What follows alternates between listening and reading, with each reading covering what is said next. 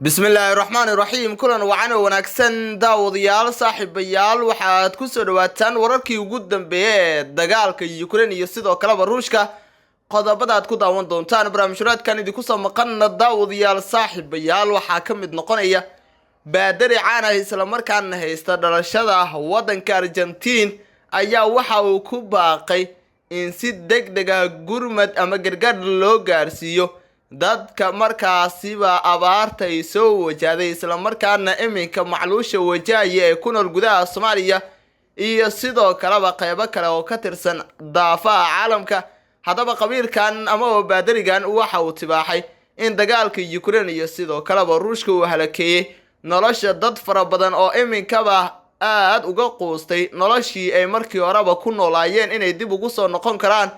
faaqidaada iyo saaxiibayaal daawadayaal ku sameyn doona baadarigan warkan uu soo saaray ayaynu ku nuuxnuuxsan doonaa sidee ayay u qaadan karaan wadamada Ukraine iyo sidoo kale Ruushka warka ka soo yeeray baadarigan ah in ay markaasiba colaada soo afjaraan maadaama dagaalka ka dhaxoogan ama duulaanka Moscow uu ku qaaday Kiev uu dhaliyay in markaasiba qalqayl ay gasho nolosha dad fara badan oo iminkaba aad ula daala dhacaya xaalad cunto la'aan oo aad u baahsan.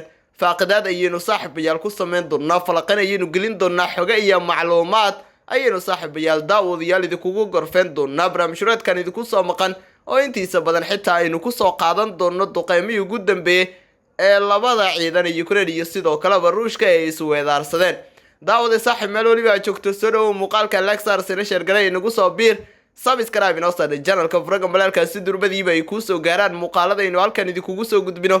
waa ku maasan tahay daawada la socodkaada iyo la jaanqaadkaada intaba qaybta hoose ee faalada lagu gudbiyo commentigana aragtidaada saliimka inoogu reeb.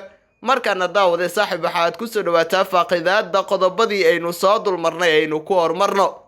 Ukraine iyo sidoo kale Ruushka duulaanka ka dhaxoogan iyo duqeymaha ay isweedaarsanayaan waa kuwo laga haboon yahay isla markaana laga fiican yahay raja ahaanna markaasiba aad u hooseeya in markaasi duulaanadani ay yaraan karaan. waxay leeyihiin dadka falaqeeya dagaalka ka dhaxoogan labadan wadan haddii Ruushku uu aqbali lahaa inuu ciidamadiisa ka soo saaro magaalooyinka ay kaga sugan yihiin Ukraine waa ay wanaagsanaan lahayd. balse Vladimir Putin waxa ay ku tilmaamayaan dadka falaqeeya dagaalka u dhaxeeya labada wadan nin mayl adag isla markaana qalbigiisa ama la gelin karin aragti ah inuu ciidamadiisa kala soo baxo qaybaha ay ka joogaan wadanka Ukraine. Volodymyr Zelensky madaxweynaha wadanka Ukraine ayaa aad ugu hamuuqaba in ciidamada Moscow laga soo saaray dalkiisa si uu halkaasi ugu sii wato howlihiisa shaqo isla markaana daboolka uu markaasiba ku daboolo ama uu aad ugu sii adkeeyo daboolka duulaanka labada wadan ka dhaxeeya ee mid uu isaga hogaamiyo. Volodymyr Zelensky oo xilli ahaan jiray majaajiliste dadka ka qoslisiya ama ka farxadsiya ayaa tan waxa uu wajahaya xaalad aad u adag waxaana uu la imaan layahay istaraatiijiyad oo ku dagaalgeli karo isla markaana ciidamadiisa uu ku hubeen karo una ku sii dagaalgelin karo. madaxweyne Volodymyr Zelensky waxa uu aad ugu kalsoon yahay sida ay inoo cadeeyeen warbaahinada caalamka qabiirada hogaaminaya ciidankiisa oo ilaa iyo haatan ku jira iska caabinaad u adag. inkastoo falaqeeyaasha dadka ka faalooda siyaasadda labada wadan ay tibaaxayaan in markaasiba qabiiraan lagu tilmaami karin kuwa markaasiba hagaya ama hormuud ku haya ciidamada u dagaalamaya wadanka Ukraine. dagaalka Ukraine iyo sidoo kale Ruushka u dhaxeeya waxa uu aad u sababay in markaasiba noloshii qalqayl gashay isla markaana dad fara badan oo markaasiba nolosha markii horeba la circiraya haatan ay wajahayaan xaalad ka sii adag midii ay markii horeba ku jireen. baadariyaasha caalamka ayaa waxay tibaaxayaan in arintan aan loo dul qaadan karin isla markaana aan la sii daawan karin oo isha aan lagu sii fiirsan karin.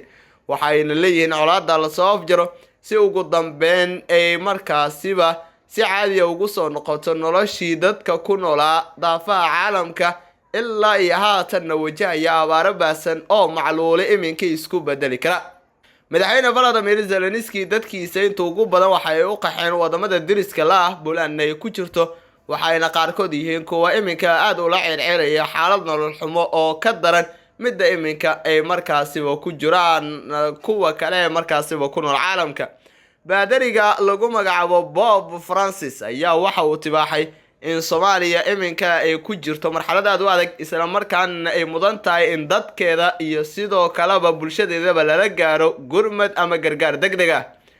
Pope Francis ayaa sheegay in dagaalka Ukraine uu dareenka ka weecinayo dhibaatada gaajada adduunka, waxaana uu ku baaqay in gargaar cunto oo degdeg ah la gaarsiiyo si looga hortago macluusha ka jirta Soomaaliya. dadka gobolkan oo markii horeba ku noolaa xaalado aad u khatar ah ayaa hadda ku jira khatar dhimasho ah abaarta awgeed, ayuu ku sheegay khudbadiisa toddobaadlaha ah ee fagaaraha St. Peter isaga oo tixraacaya Geeska Afrika. hay-adda cunnada iyo beeraha ee qaramada midoobay ayaa bishan sheegtay in ay si rasmi ah ugu dhawaaqi karto macluul 8 gobol oo Soomaaliya ka tirsan bisha soo socota haddii xooluhu sii dhintaan. qiimaha badeecooyinka muhiimka ayaa sare u kacay, gargaar bini'aadanimo aanu gaarin kuwa markaasiba ugu nugul, waxaana yihiin markaasiba dhanka markii la eego markaasiba maciishada mid aad u sare kacday, isla markaana aysanba dadku awoodin in ay markaasiba lacagahooda wax ku iibsadaan. Pope Francis waxa uu haystaa dhalashada Argentine. haddaynu taariikhdiisa isla eegno, waa nin markaasiba dhashay 17 December 1936. da'diisu waxaa lagu sheegaa 85 sano. Pope Francis magaciisa oo dhammaystiran waxaa la yiraahdaa Jorge Mario Bergoglio. waxa uu ninka kani yahay markaasiba nin aad hanti u haysta, lacagtiisana waxaa lagu qiyaasaa 2.5 milyan oo markaasiba dollarka Mareykanka. Pope Francis waxa uu markaasiba yahay nin markaasiba aanan helin mushaar, waxa uuna inta ugu badan lacagihiisa ay yihiin kuwa uu isaga abuurto.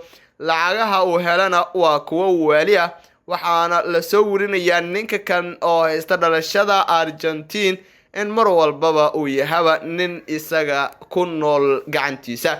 Pope Francis haatan khudbada oo ku soo jeediyay in Soomaaliya gargaar la gaarsiiyo ayaa waxay tahay mid aad muhiim u ah. Soomaaliya ayaana haatan waxay la daalaa-dhacaysaa abaaro baasan iyo sidoo kale macluul gaajo wadato, waxaana inta ugu badan dadku ay yihiin kuwa dhimanaya oo sidoo kale markaasiba haraad iyo gaajo noloshooda u weynaya.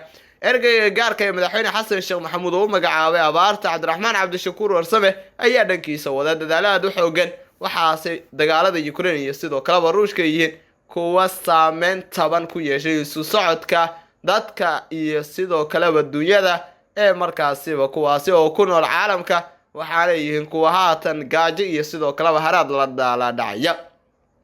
wixii warar daawadayaal ku soo kordha waan idin la wadaagi doonaa. daawada saaxiib muuqaalkan like saar, share garay halka ay naga daawanayseen waa tubta tan iyo barnaamijkan kiisa kale nabadgelyo.